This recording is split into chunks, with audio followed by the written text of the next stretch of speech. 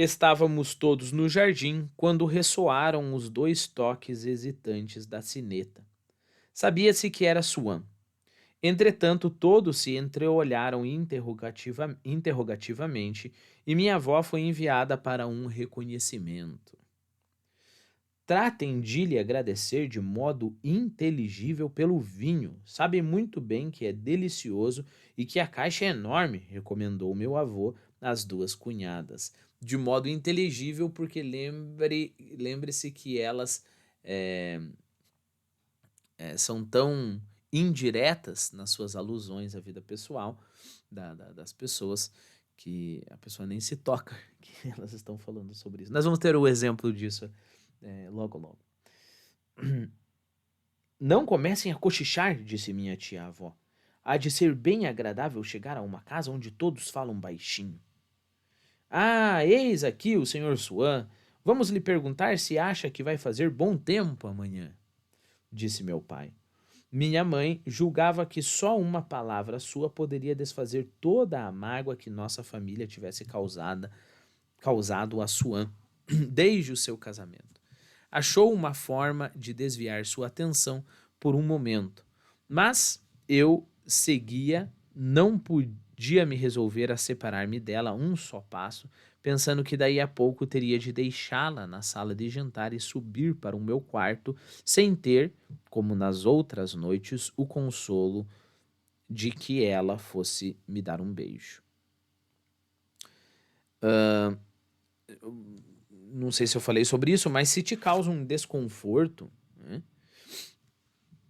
essa história de, ô moleque chato, né? Pelo amor de Deus, vai dormir, para de ficar aí, para de ficar aí de bobeira aí com essa história de, ai, minha mãe, ela vai.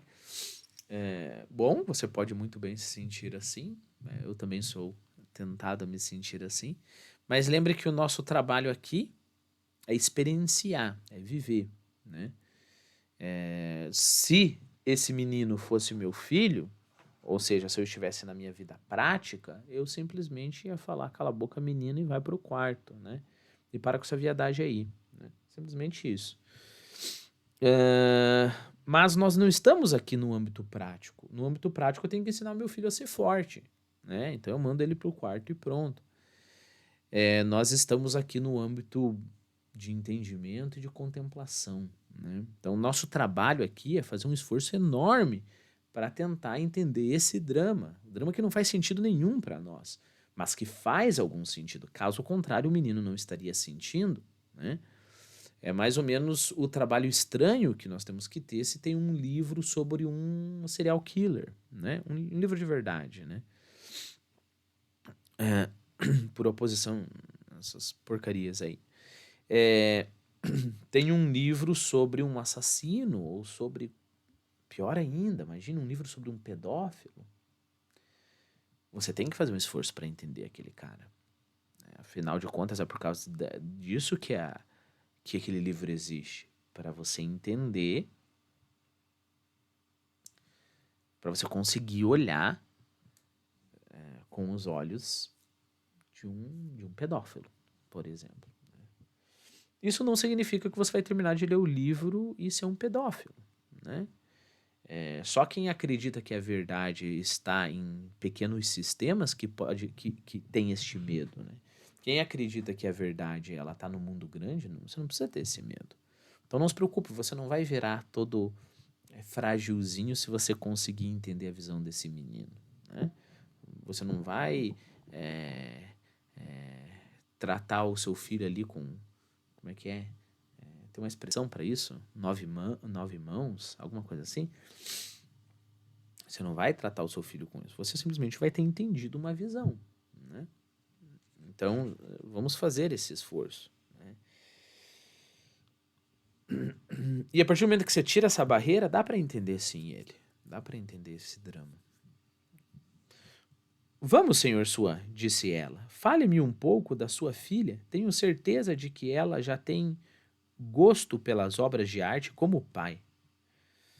Mas venham sentar-se conosco na varanda, disse meu avô, aproximando-se. Minha mãe foi obrigada a se interromper, mas até soube tirar desse contratempo mais um pensamento delicado, como os verdadeiros poetas, a quem a tirania da rima obriga a fazer seus melhores achados. Voltaremos a falar de sua filha quando estivermos sozinhos, disse ela a sua a meia voz. Só mesmo uma mãe há de ser digna de compreendê-lo. Estou certa de que a mãe dela será da mesma opinião. Todos nos sentamos ao redor da mesa de ferro. Desejaria não pensar nas horas de angústia que iria passar sozinho no quarto, sem poder dormir. Procurava me convencer de que elas não tinham nenhuma importância, visto que as esqueceria na manhã seguinte, e tratava de me apegar a coisas futuras que me levariam, como uma ponte, para além do abismo próximo que me aterrorizava, o abismo da noite passada em desespero. No outro lado desse abismo, nós temos a manhã. Então, olha o esforço que o narrador está fazendo para nos dar o privilégio de olhar o mundo como uma criança insegura. Né? Olha o esforço. Olha quanta ajuda, né, o Proust, ao escrever o livro, nos está dando. Né? Porém, meu espírito tenso com essa preocupação, convexo como o olhar que eu dardejava sobre minha mãe, não se deixava permear por nenhuma impressão estranha. Ou seja, ele não conseguia se convencer daquilo que ele queria. Na verdade, os pensamentos entravam nele, mas sob a condição de deixarem do lado de fora todo o elemento de beleza, ou simplesmente de diversão que me distraísse ou emocionasse. Como um enfermo que, graças a um anestésico, pode assistir em plena lucidez à operação que nele é praticada, sem sentir coisa alguma, eu poderia recitar para mim mesmo os versos que apreciava e observar os esforços de meu avô para falar a Swann do Duque de Audifray-Pasquier, sem que os primeiros me causassem qualquer emoção e os segundos qualquer alegria, porque eu simplesmente pensava no período em que eu ficaria sozinho. Tais esforços foram inúteis. Mal meu avô fizera a Swan uma pergunta relativa àquele orador, quando uma das irmãs de minha avó, a cujos ouvidos aquilo soava como um silêncio profundo, mas inoportuno e que seria educado quebrar, interpelou a outra. É, Tá, o que que tem a ver o silêncio profundo? Por que que a avó considerava a fala, desculpe, por que que a tia, né, uma das irmãs, considerava a fala do avô como um silêncio absoluto? Porque é uma dessas ninharias que não significam nada para elas, né? Então aquilo ali é um silêncio profundo e inoportuno. Então elas têm que falar algo que preste, basicamente. Imagina, Celine, que travei conhecimento com uma jovem governanta sueca que me deu detalhes muito interessantes sobre as cooperativas nos países escandinavos. Precisamos convidá-la qualquer dia desses para jantar aqui. Acredito, respondeu sua irmã Flora, mas eu também não perdi meu tempo. Encontrei na casa do Sr. Vantey um velho sábio e conhece muito Moban, e a quem este explicou nos mínimos detalhes como se faz para preparar um papel. Nada mais interessante. É um vizinho do Sr. Ventém e eu não sabia. E é muito amável.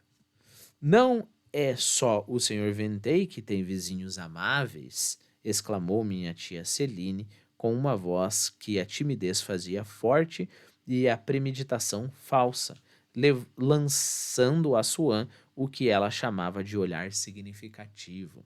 Então lembra que elas tentavam falar as coisas de modo nada direto? Esse é o modo dela de agradecer, né? Então elas estão no meio da conversa, olha, tem um vizinho amável, não é só ela, essa pessoa que tem um vizinho amável, né? E isso era para que Swan entendesse, olha, muito obrigado pelo vinho, você é muito amável.